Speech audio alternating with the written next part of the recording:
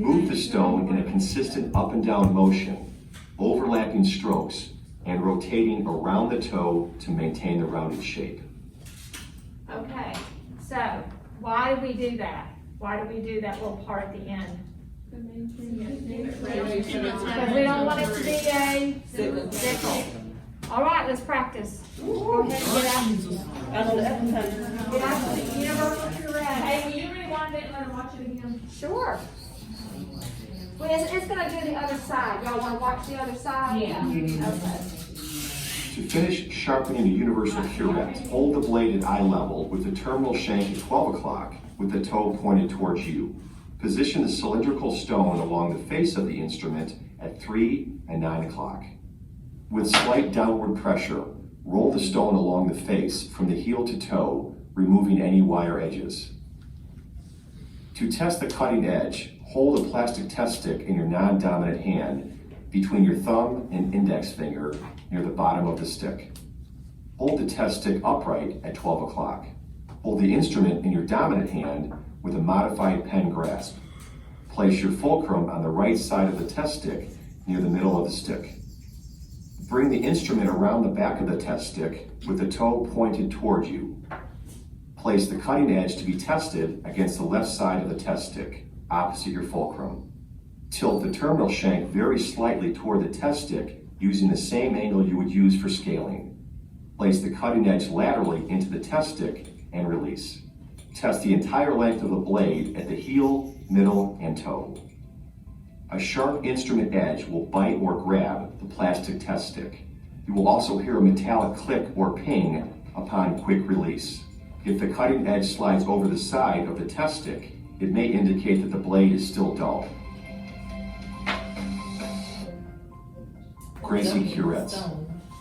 Okay, so let's Gracie practice. curettes differ from sickle scalers and universal curettes as the facial...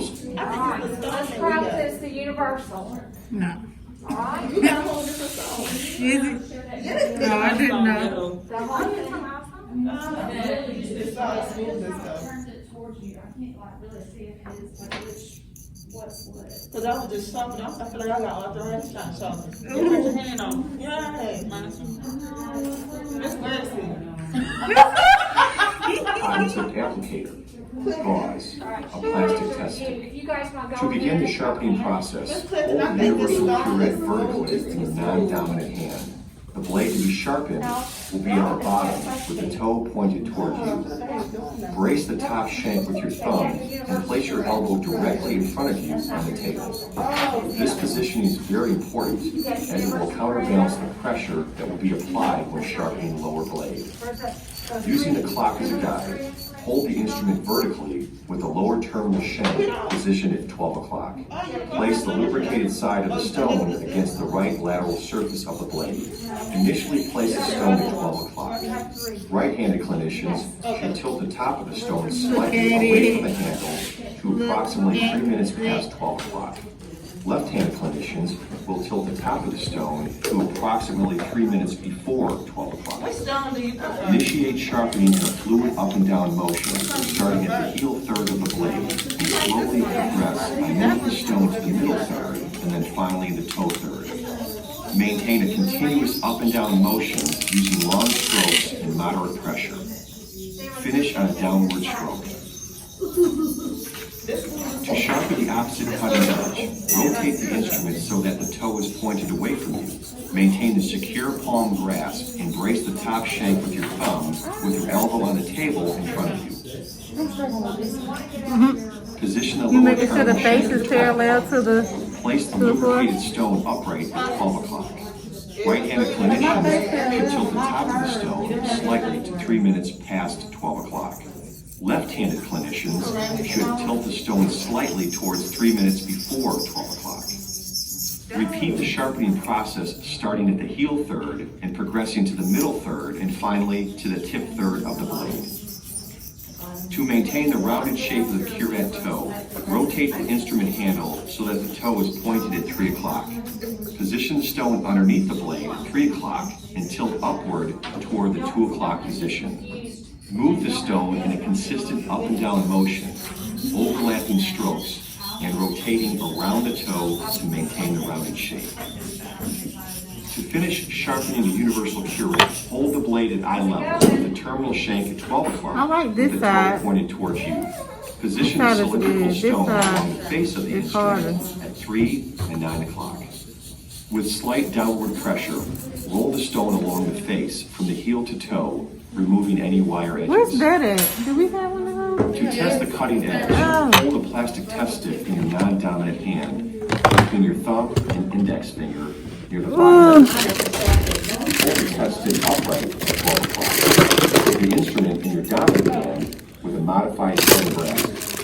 Place your fulcrum on the right Test side of the tube. test stick near the middle of the stick.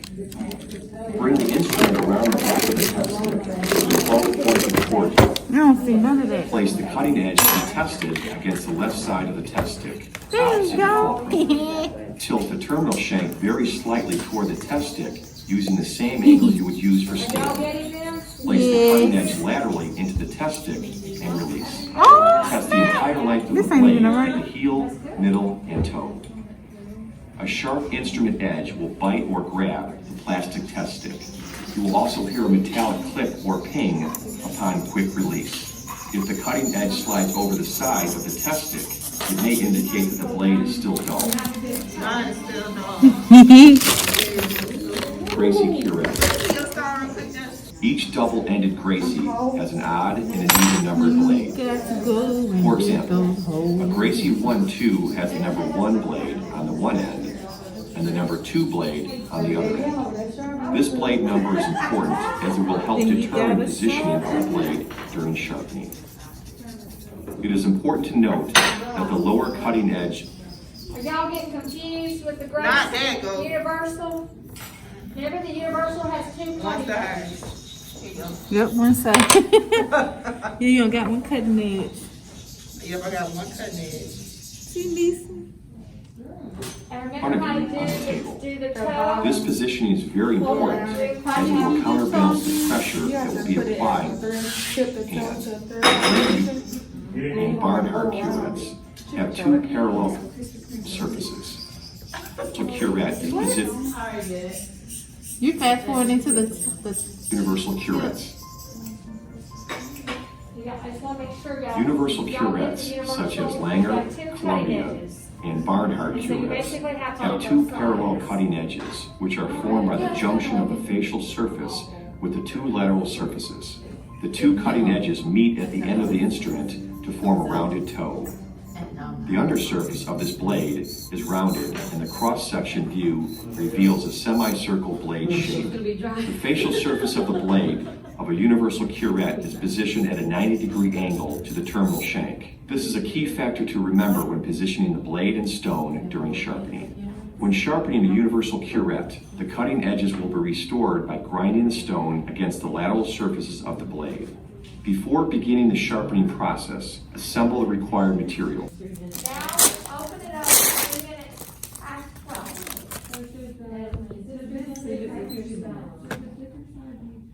It doesn't matter. That's a just preference. Okay? Which side do I use? You need to use the white side. Okay? Now, some of you have Arkansas. Good, Gregory. Good. Did y'all pick up it said the end on a downward? Yeah. Always in, because that minimizes that wire edge.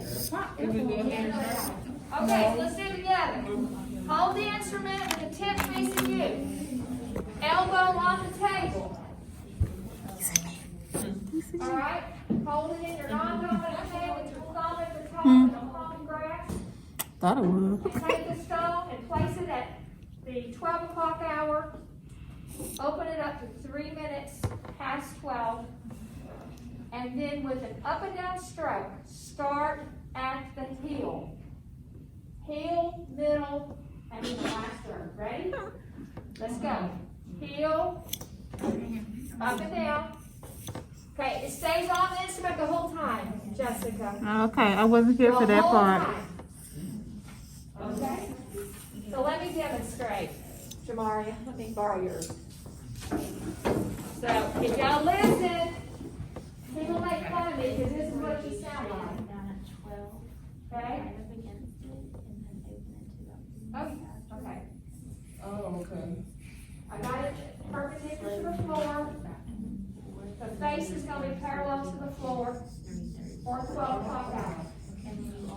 stone, and the tip's facing me. Then I'm gonna open it up to 3 o'clock. Okay. You start at the heel. Ricky, look at me. Remember that picture, heel, middle, and then the end, the tip. Open it up just a little What does open mean? like that. Oh. So it's here closed and then open it to 3 minutes after 12. All these times. So it's up and down, and then on the last stroke you end it on a downward motion. So that's about the number of strokes.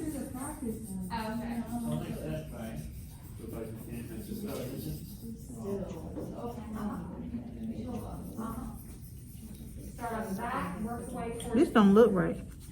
All right, now let's flip it around and have the toe facing away from you to do the other cutting edge. It looks like it's already messed up. So here, hold it. Ricky, hold Hold it like you're this. supposed to. And then let me see how you sharpen them. Like this. Do what? No. So it's gonna be Yes. here, Heel, middle, Look, toe. Heel, I look like I didn't change it already. like that. Are we sharpening it to make it look like an instrument? Do they just come You ugly? just keep it. Okay, you just keep it. That's at 12. And this gonna be about 30 Start up the heel and just come.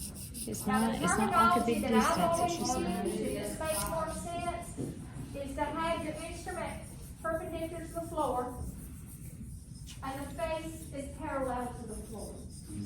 When we get to curettes, it gets a little more technical, but with a sickle, it's the easiest one to do, because you don't have to worry about the cut. That sounds good over there. Sounds good.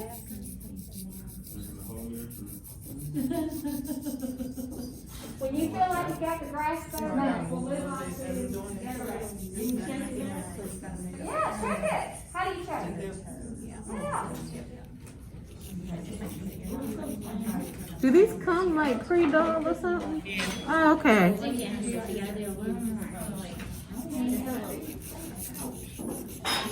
Don't stab it. Alright, let's check. Let's see. Okay, we getting there. We getting there. Get you recording yourself. I think I did good. Yeah. Did you check? Did you get yours? Check your sharpness. Yeah, it has a little edge. Good job. Thank you. Now let me make sure. Okay.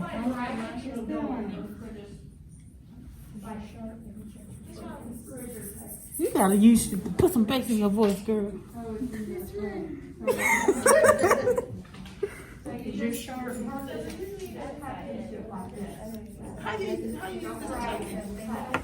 So like, you just do it like it's a tooth.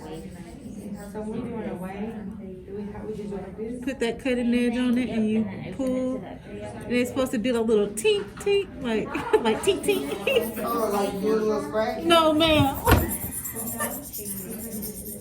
You see? That's real. Okay, can you make sure I'm still doing that? Okay, so 12 o'clock. Wait, here. Guys, these are like And this super dull is- instruments. Like I think these instruments have never been sharpened, so you got Like to put that. a little bit more pressure. And then down. I did. I know, that's it, that's relaxed. It still looks dull. I wanted it to be shiny. Let's go to the curette. Pure. Relax instrument. You want cookies? And we're done.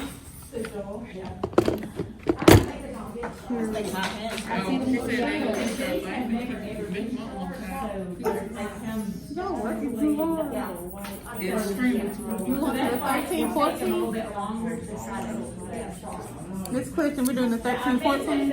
You know, probably if we would have, well, probably make sure that we save some for the sidekick, because these came with the sidekick. Well, these aren't gonna be sharp with what they're doing. So then they'll see, once they use the sidekick, it'll get sharp. All right, y'all ready? Yes, Let's go to ma'am. the universal.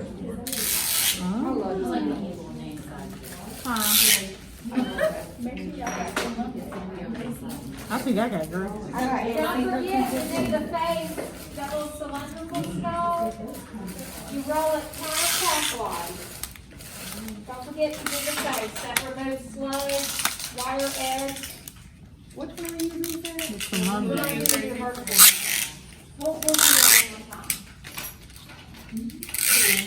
I like the sound. Oh. Y'all ready? Yes, ma'am.